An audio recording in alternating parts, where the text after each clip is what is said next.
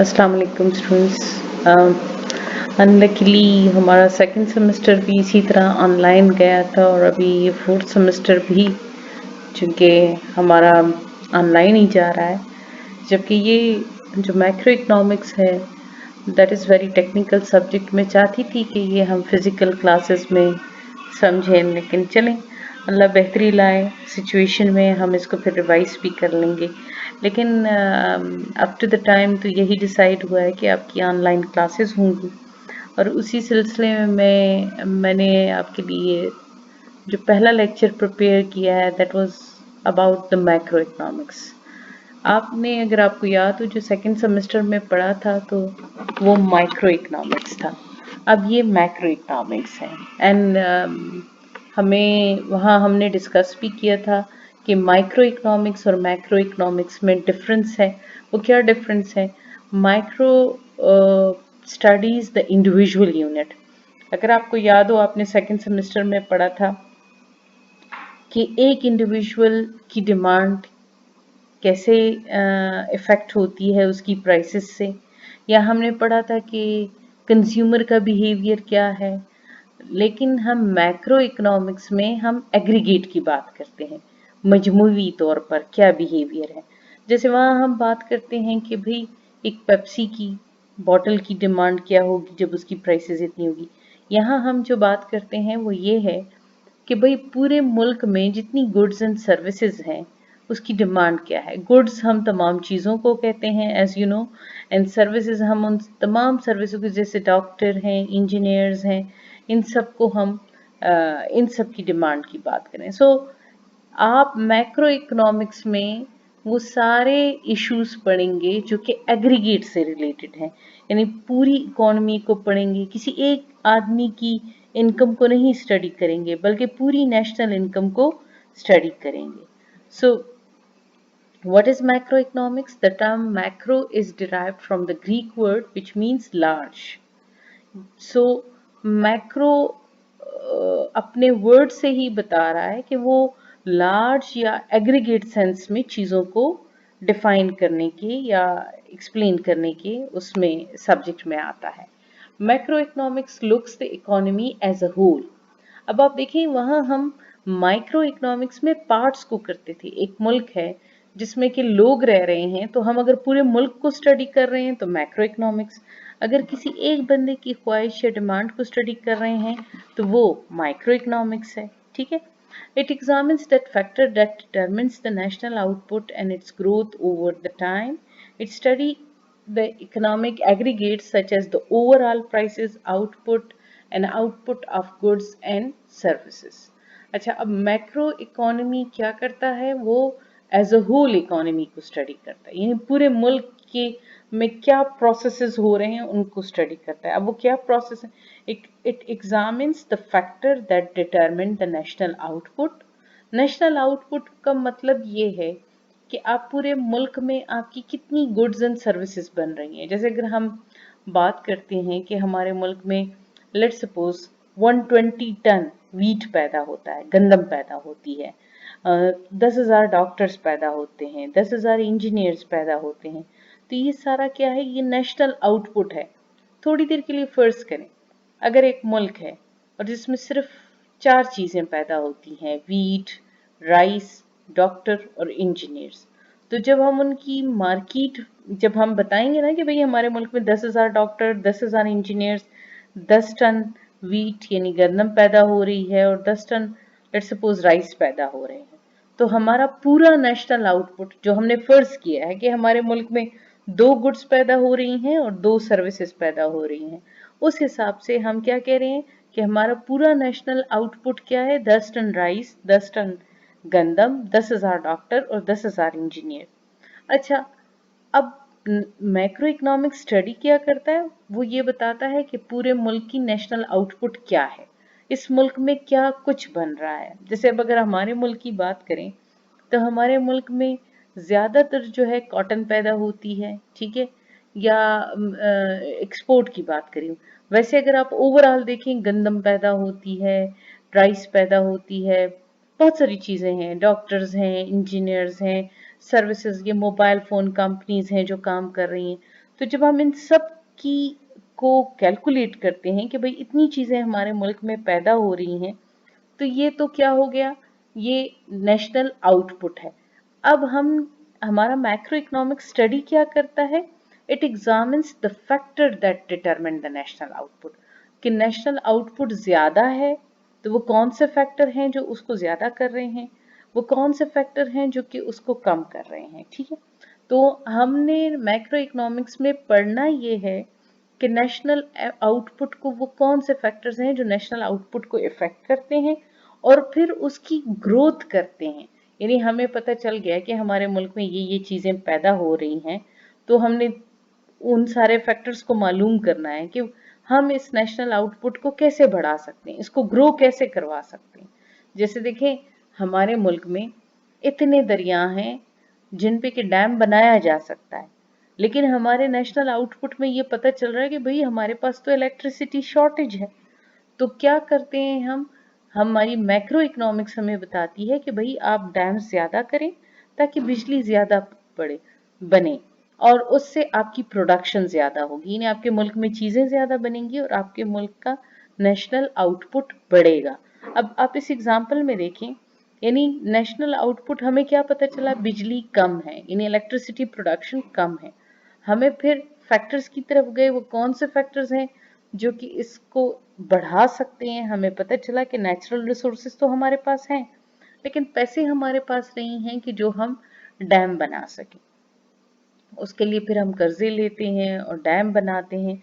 So macro economics is concern कि national income output जो है उसको किस तरीके से बढ़ाया जा सकता है वक्त के साथ, और वो कौन से फैक्टर्स हैं कि जो नेशनल आउटपुट को इफेक्ट करते हैं।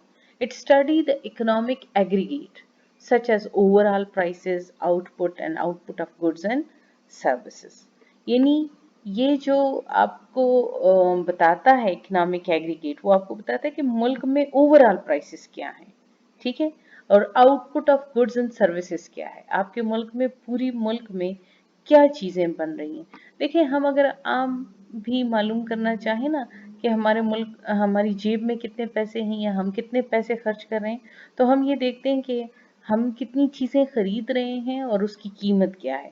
तो जब हम पूरे मुल्क की आउटपुट को देख रहे होते हैं तो हमें उसकी प्राइसेस और output of goods and services का पता होना चाहिए। ठीक है, अच्छा, मेन इश्यूज क्या हैं माइक्रो इकोनॉमिक्स के। माइक्रो इकोनॉमिक्स कौन से इश्यूज को डिस्कस करता है। जो मेन इशू है इनकम एंड एम्प्लॉयमेंट का, क्योंकि जब जेम कीन्स ने मैक्रो इकोनॉमिक्स के मतलब बुक लिखी थी, general theory of employment interest and money, ये वो किताब थी जिसने for the first time macro economics को एक रेवोल्यूशनरी एस्पेक्ट से एक्सप्लेन किया था।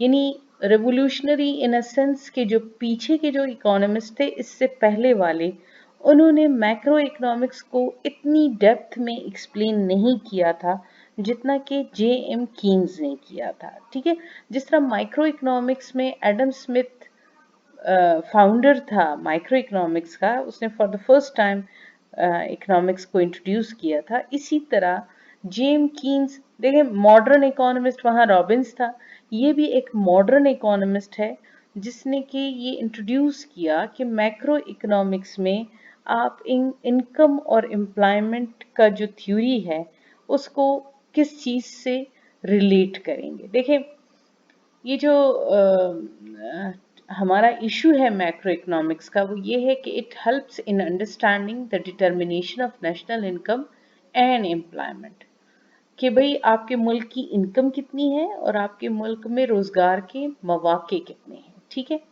सो अब आप इसको कैसे बढ़ाएंगे। इस बुक, इस जेम कीन्स के अकॉर्डिंग उसने उन तमाम फोर्सेस का जिक्र किया था कि जिससे कि आप इनकम और एम्प्लॉयमेंट को बढ़ा सकते हैं, और वो जो फोर्सेस थी वो ये थी कि एग्रीगेट डिमांड को बढ़ाया जाए। जब एग्रीगेट डिमांड बढ़ती है आपके मुल्क में, तो जब सारे लोग चीज़ों की डिमांड करेंगे तो चीज़ें बनेंगी भी और उससे आपके मुल्क का जो इनकम और आउटपुट है वो बढ़ना शुरू हो जाएगा। ठीक है, सो उसने एग्रीगेट डिमांड को रिस्पॉन्सिबल करार दिया था कि इनकम और एम्प्लॉयमेंट को एग्रीगेट डिमांड के बढ़ाने से बढ़ाया जा सकता है।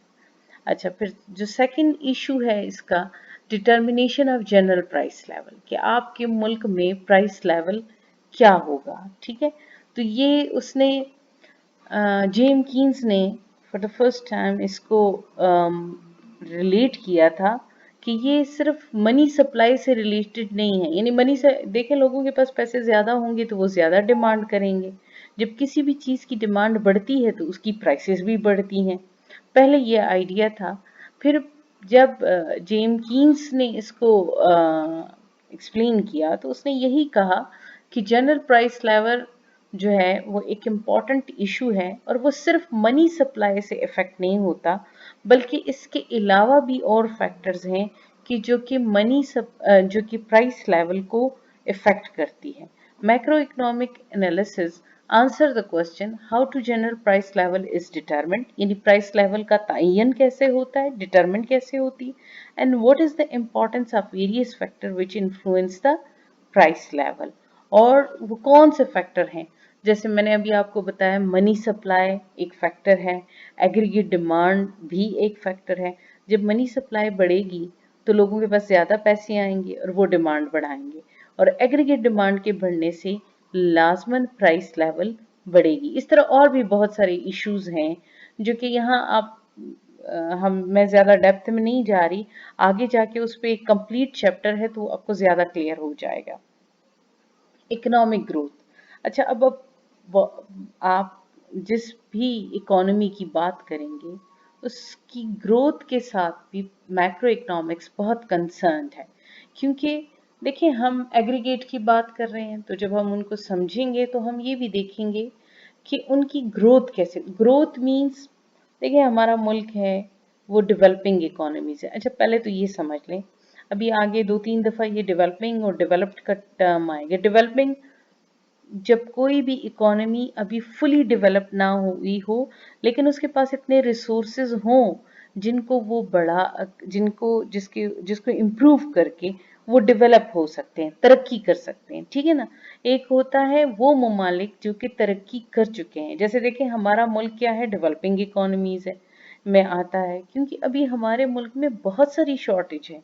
एजुकेशन, उस तरह लिटरेसी रेट हमारे पास 50% है, जबकि अगर आप अमेरिका, फ्रांस और इन लोगों को देखें तो इनकी 100% है। इस तरह यहाँ जॉब अपॉर्चुनिटीज़ कम है, वहाँ ज़्यादा है। हमारे पास हेल्थ फैसिलिटीज़ कम है, उनके पास हेल्थ फैसिलिटीज़ ज़्यादा है।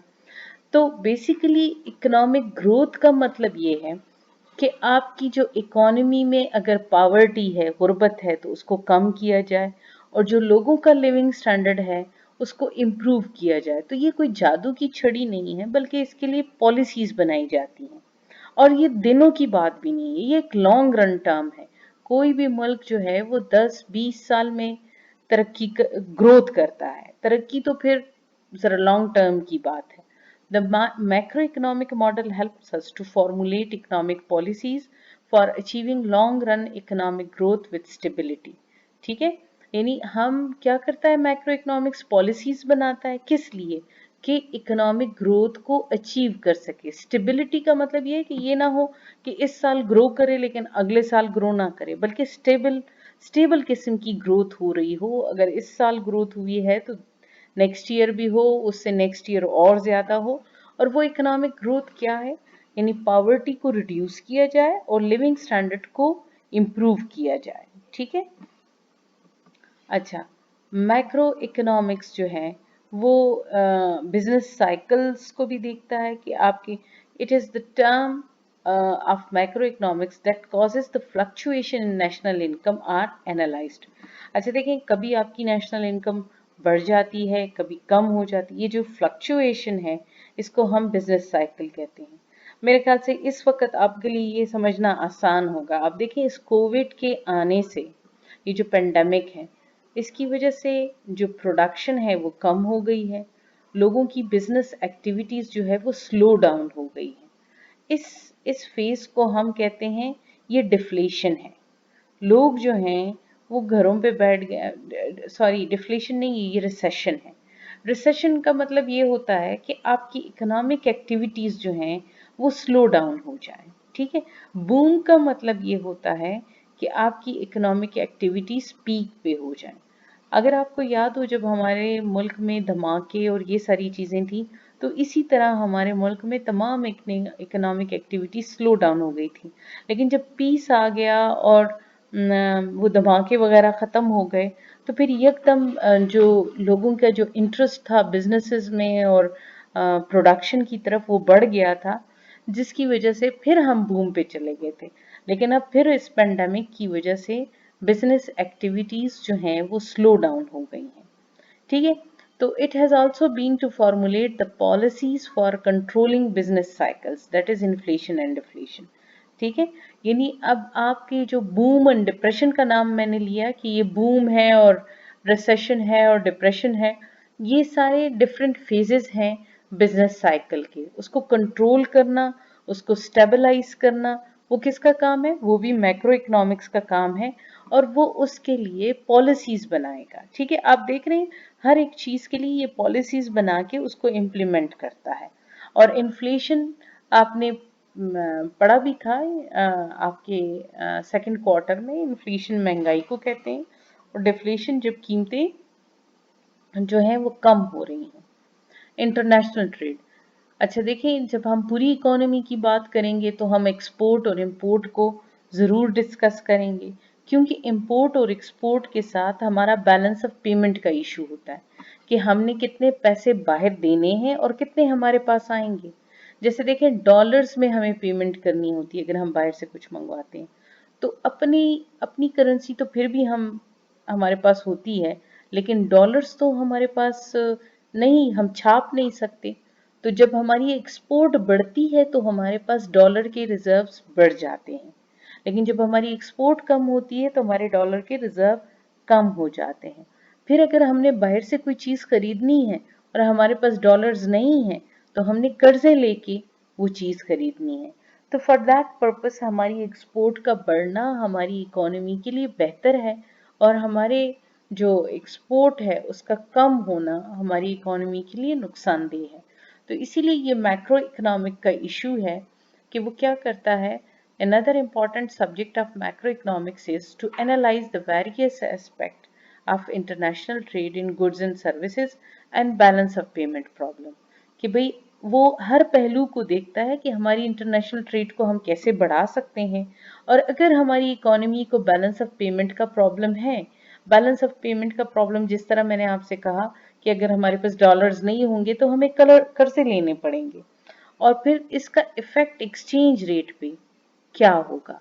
भाई अगर हमने कर्जे लेने हैं तो हमारा जो रुपए की कदर है उसमें कमी आएगी, उसकी वैल्यू कम हो जाएगी, और यही इफेक्ट होगा उसका एक्सचेंज रेट पे। एक्सचेंज रेट असल में हम किसे कहते हैं कि कितने डॉलर्स कितने रुपए के बराबर होंगे। भाई जिस तरह अभी अगर आप देखें तो 150 is equal to rupee 150 rupees are equal to $1। आजकल डॉलर जो है उसके मुकाबले में रुपए की कदर बेहतर हो रही है। तो ये सारे वो इश्यूज हैं जो कि मैक्रो इकोनॉमिक्स डील करता है। अच्छा, unemployment, that is also an important issue of the macro economics. और ये क्या करता है? अच्छा, जो अनएम्प्लॉयमेंट है, it is also faced by the developed economy as well as the developing economies. पता है कैसे? कि जितने डेवलप्ड ममालिक हैं उनमें भी एक खास रेशो तक अनएम्प्लॉयमेंट रहती है, जैसे अमेरिका, कनाडा, इंग्लैंड, वहाँ भी तमाम के तमाम लोग एम्प्लॉयड नहीं हैं। According to macroeconomic, unemployment is an important issue. Unemployment is facing by developing economies as well as by developed economy. Keynes puts effort to deal with the unemployment in both developing and developed countries. Keynes ने इसके मुतालिक भी policies और theories बनाई हैं कि unemployment को कैसे कवर किया जाएगा, और जो डेवलप्ड ममालिक हैं वो कैसे उसको डील करेंगे, और जो डेवलपिंग इकोनॉमीज हैं वो इसको कैसे डील करेंगे। और मेनली जो उसका फोकस है कीन्स का, वो ये समझता है कि एग्रीगेट डिमांड के बढ़ने से जब चीजें ज्यादा मांगी जाएंगी तो उसको बनाया भी ज्यादा जाएगा और इस तरह अनएम्प्लॉयमेंट कवर हो जाएगी। ठीक है। अच्छा, मैक्रो इकोनॉमिक पॉलिसीज, ये फिस्कल और monetary policy affect the performance of the economy. These are the two policies. Fiscal policies मैं आपको एक्सप्लेन करूं कि फिस्कल पॉलिसी का मतलब है कि जितने गवर्नमेंट टैक्सेस लगाती है और जो गवर्नमेंट एक्सपेंडिचर्स करती है, ये सारे जो हैं ये फिस्कल पॉलिसी में आता है। मॉनेटरी पॉलिसी जो आपकी स्टेट बैंक की पॉलिसी होती है कि स्टेट बैंक कितने नोट छापे, स्टेट बैंक कमर्शियल बैंक को क्या ऑर्डर दे, उनको किस तरह रेगुलेट करे, ये सारी मॉनेटरी पॉलिसी कहलाती है।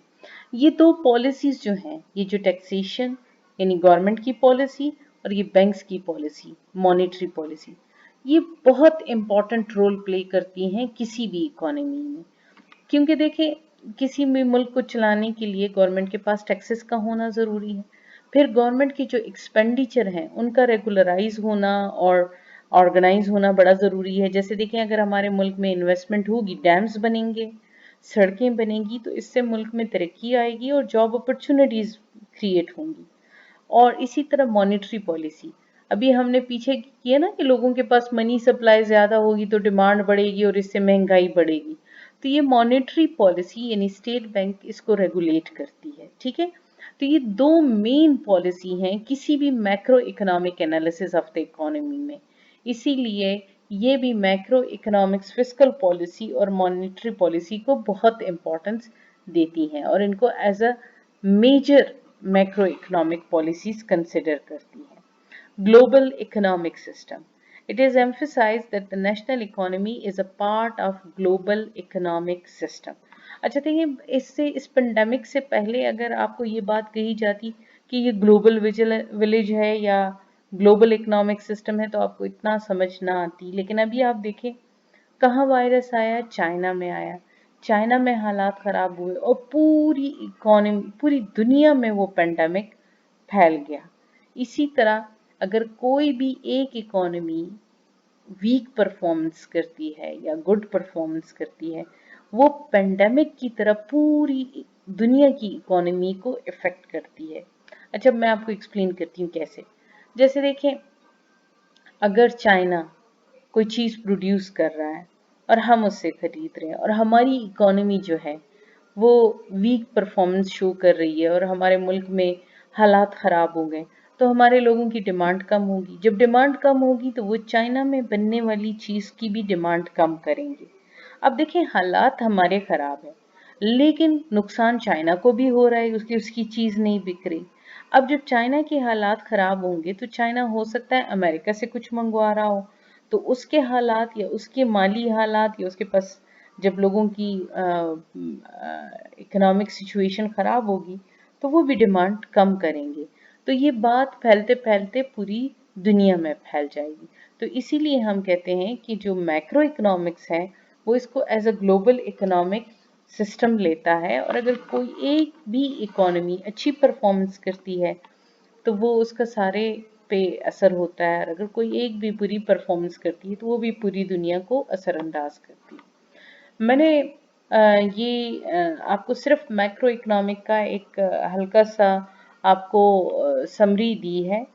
मैं इसमें थोड़ी सी और एडिशन कर लूँगी, थोड़ा सा और इसको एग्जांपल्स दे के इसको आपकी ये स्लाइड्स भी अपलोड कर दूँगी और आप इसको अपने पास लिख भी लें या प्रिंट आउट लेते हैं तो एटलीस्ट आपके पास कोई रिकॉर्ड होगा।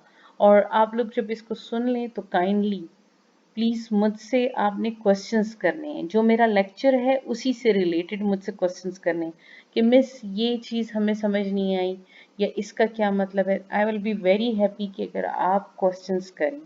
ठीक है, चलें जी, अल्लाह हाफिज़। फिर इंशाल्लाह मैं आपसे व्हाट्सएप पे इसकी डिटेल्स लूँगी।